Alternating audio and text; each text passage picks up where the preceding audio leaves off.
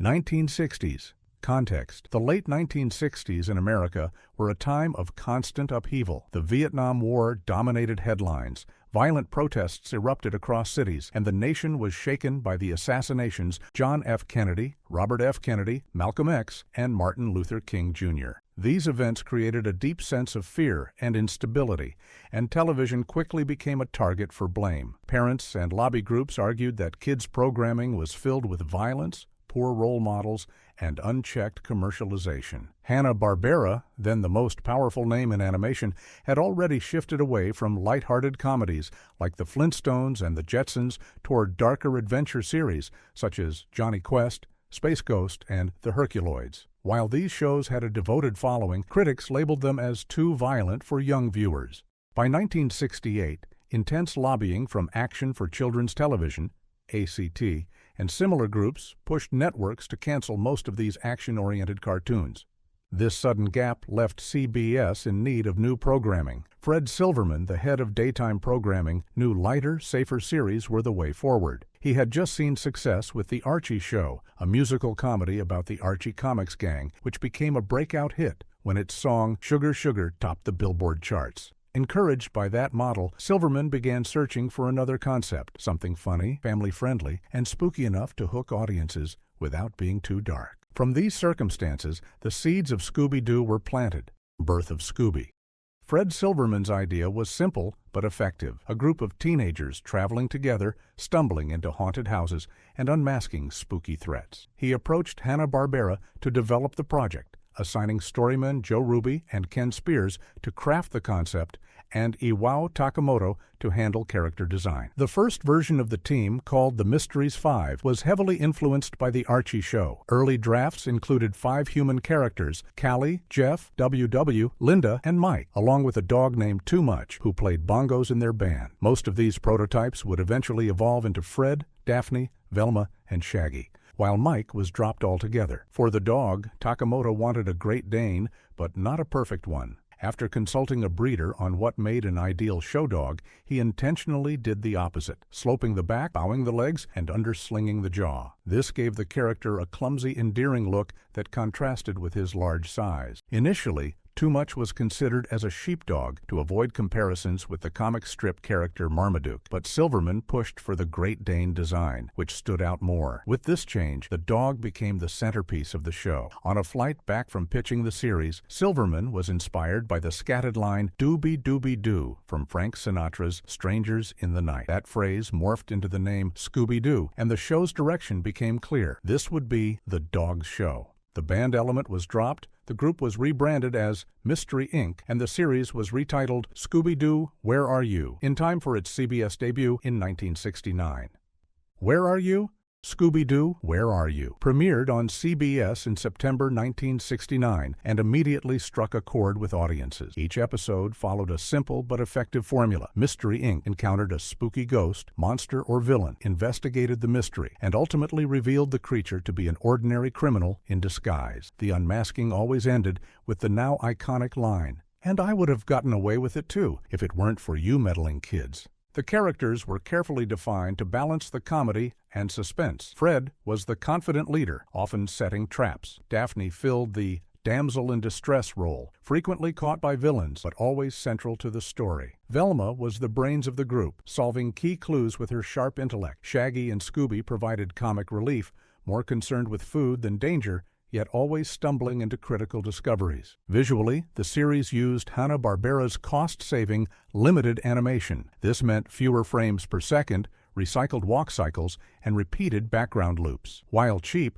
the style gave the show a unique, slightly eerie rhythm that fit its mystery tone. The designs themselves were colorful but simple, making the characters instantly recognizable. The show was a massive success, pulling in huge ratings during its first 2 seasons. Despite running only 25 episodes from 1969 to 1970, Scooby-Doo, Where Are You? Established the core formula that would define the franchise for decades. It not only created one of animation's most enduring casts, but also launched an entirely new genre of mystery-solving teens cartoons that other studios rushed to imitate. New Movies Era.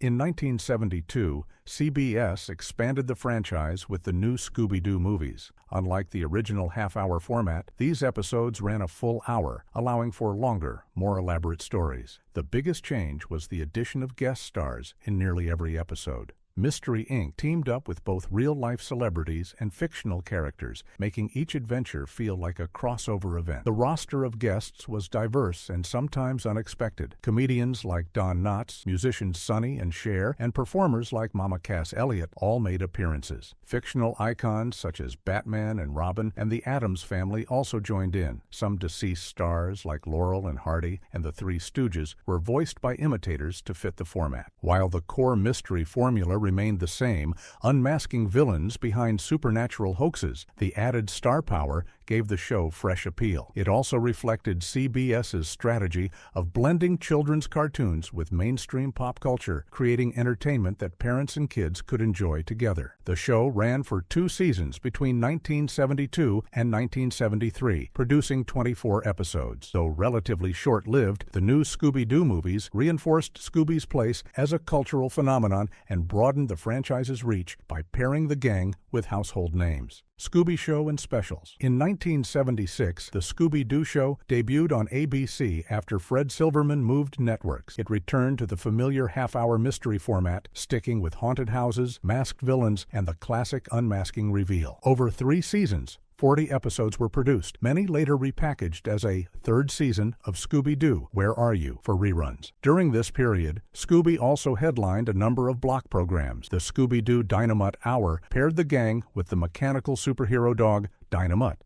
while Laugh Olympics featured Scooby alongside dozens of Hanna-Barbera characters in parody Olympic competitions. These shows reinforced Scooby's role as the studio's top star and expanded his presence beyond traditional mysteries. In 1979, the franchise experimented with Scooby Goes Hollywood, a primetime special where Scooby and Shaggy tried to leave Saturday morning cartoons for primetime stardom. The episode parodied popular movies and TV shows of the time and introduced smoother animation, even presenting Scooby in a more human-like, upright form. Although ratings were starting to slip and critics noted the formula was becoming predictable, these spin-offs and specials kept Scooby in the spotlight, paving the way for the next big shakeup, the introduction of Scrappy-Doo, Scrappy Era. By the late 1970s, the franchise was losing momentum. Ratings were slipping, and Hanna-Barbera feared Scooby might not survive another season. The solution came in 1979 with the introduction of Scrappy-Doo, Scooby's feisty little nephew. Scrappy was the complete opposite of Scooby, small, fearless, and always ready for a fight. His catchphrase, "Puppy Power," quickly became a hallmark of the era. The contrast between Scrappy's bravery and Scooby and Shaggy's cowardice gave the show new comedic energy. The first Scooby-Doo and Scrappy-Doo series kept the classic mystery formula, but gradually Fred, Daphne, and Velma were pushed into the background. Later shorts from 1980 to 1982 focused almost entirely on Scrappy, Scooby, and Shaggy, with real monsters replacing the usual hoax villains. New side characters like Yabba-Doo, Scrappy's Western deputy uncle, also appeared. Scrappy was controversial among fans, but he revitalized the franchise. His presence kept Scooby on the air through the early 80s, proving just enough of a shakeup to prevent cancellation. Late 80s to 90s. After the heavy Scrappy focus, the late 1980s brought fresh experiments. In 1985, the 13 Ghosts of Scooby-Doo introduced a new format with an overarching storyline. Scooby, Shaggy, Scrappy, and Daphne, joined by new characters Flim Flam and Vincent Van Ghoul, hunted real ghosts. Though it was ambitious, the show was cut short before finishing its story, leaving the final ghost unresolved until a 2019 movie revisited it. With the series canceled, Scooby shifted into made-for-TV films under Hanna-Barbera's Superstars 10 banner. Specials like Scooby-Doo Meets the Boo Brothers and Ghoul School leaned into lighter comedy, but often used real monsters instead of hoaxes. In 1988, Scooby was reinvented again in A Pup Named Scooby-Doo. This series embraced the babyfication trend of the era, portraying the gang as children with exaggerated cartoony designs. It was sillier and self-parodying, poking fun at the show's own cliches while still solving mysteries. Popular with kids, it ran until 1991 and marked Scooby's last major success before the 1990s. By the mid-1990s, the franchise slowed down, producing only the one-off film Scooby-Doo in Arabian Night, 1994. Though colorful, it lacked the charm of earlier series, leaving Scooby dormant until his revival at the end of the decade. Cartoon Network revival. By the late 1990s, Cartoon Network had acquired Hanna-Barbera's library and saw Scooby-Doo as a property worth reviving. In 1998, they celebrated the character's return with a massive Scooby-Doo, Where Are You? Marathon, along with new short mockumentary-style interstitials that humorously treated Mystery Inc. like real celebrity. That same year, the franchise truly reignited with Scooby-Doo on Zombie Island, the first in a long-running line of direct-to-video movies. Unlike the old shows, this film featured genuinely supernatural threats instead of hoaxes, darker visuals, and more mature storytelling. It was a huge success, leading to annual films such as Witch's Ghost, 1999, Alien Invaders, 2000, and Cyber Chase, 2001. Together, these movies reintroduced Scooby to a new generation and proved the series could still evolve. In 2002, Scooby hit the big screen in his first live-action movie, written by James Gunn and starring Freddie Prinze Jr., Sarah Michelle Gellar, Linda Cardellini, and Matthew Lillard with a CGI Scooby. It modernized the characters but kept their iconic personalities. The sequel, Monsters Unleashed, 2004, followed but underperformed, canceling a planned third film. Throughout this era, Cartoon Network specials like Night of the Living Doo, 2001, also kept the characters visible. By combining nostalgia with updated styles, the late 90s and early 2000s cemented Scooby's revival as a multi-generational franchise. 2000s TV revamps. The early 2000s marked Scooby's return to regular television. In 2002, What's New? Scooby-Doo premiered as a modern update of the original series, produced by Warner Brothers. Animation. It used cleaner designs, sharper movement, and contemporary technology like laptops and cell phones. The gang retained their classic outfits, except Fred, who now wore a polo shirt. The mysteries still followed the hoax formula, but with faster pacing and modern humor. Running for 3 seasons until 2006, it reintroduced Scooby to a younger audience and became a fan favorite. Next came Shaggy and Scooby-Doo Get a Clue, 2006 to 2008, the most experimental take in years. This series ditched the rest of Mystery Inc. for globe-trotting adventures starring only Scooby and Shaggy. Its stylized, angular art and real monster plots divided fans, but it stood out as Hanna-Barbera co-founder Joseph Barbera's last Scooby project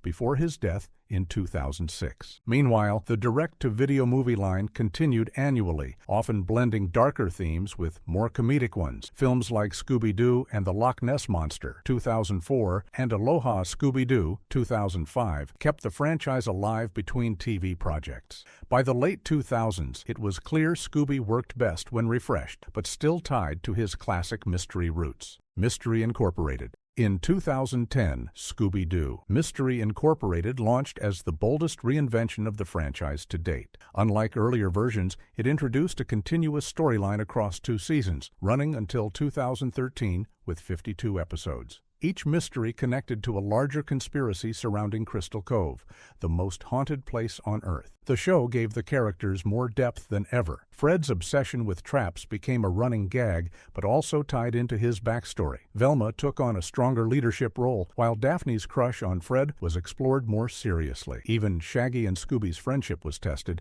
especially as Velma pushed for a romance with Shaggy. Stylistically, the series combined classic character designs with a darker, modern look inspired by horror and thriller films. Its tone was more mature, with real stakes, higher tension, and genuinely frightening villains. Fans and critics praised it for treating Scooby-Doo as a true serialized drama without losing the humor and charm of the gang. For many, Mystery Incorporated stands as the most ambitious Scooby series, proving the franchise could evolve into something complex and story-driven while still honoring its roots. Be Cool, Scooby-Doo. From 2015 to 2018, Be Cool, Scooby-Doo offered a complete tonal shift. Gone was the dark, serialized drama of Mystery Incorporated. Instead, the show leaned into broad comedy, with zanier humor and exaggerated character interactions. Visually, it adopted a simplified, cartoony art style closer to Adventure Time or The Amazing World of Gumball, which split fans. While some disliked the designs, others enjoyed the fresh humor and lighter tone. The series ran for 52 episodes, proving Scooby could still adapt to modern animation trends while keeping the hoax mystery format intact. Scooby-Doo and Guess Who. In 2019, Scooby-Doo and Guess Who revived the celebrity team-up formula of the 1970s new Scooby-Doo movies. Each episode paired Mystery Inc. with a different guest star, ranging from comedians like Ricky Gervais to superheroes like Batman and Wonder Woman. The show used modern flash animation, but stayed close to the classic character designs and hoax format. It mixed nostalgia with contemporary appeal, keeping Scooby relevant for a new generation while honoring his past. Movies, games, and legacy. Beyond the TV shows, Scooby-Doo built a huge legacy through films and other media. Starting with Scooby-Doo on Zombie Island in 1998, the direct-to-video movies became an annual tradition. These films experimented with tone, some featured real supernatural creatures, while others kept the classic hoax formula. Highlights include Witch's Ghost, Cyber Chase, and Camp Scare.